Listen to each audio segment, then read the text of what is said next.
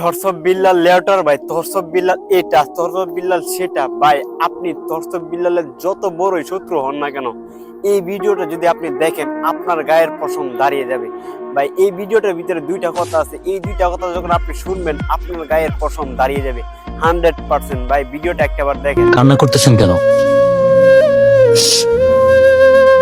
কেউ নাই,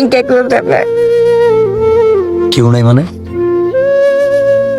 আপনি কি ছেলে মেয়ে নাই? মেয়ে নাই, দুটা ছেলে হুর বাড়ি এসে কারণ নাড়তে পারি আপনার কি দেখে না? না গো দাদা।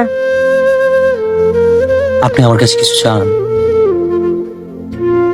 দাদা আমার দেখবি তুই, আমার কটাতে হাতে আমি তো সারা জীবন দেখতে পারবো না।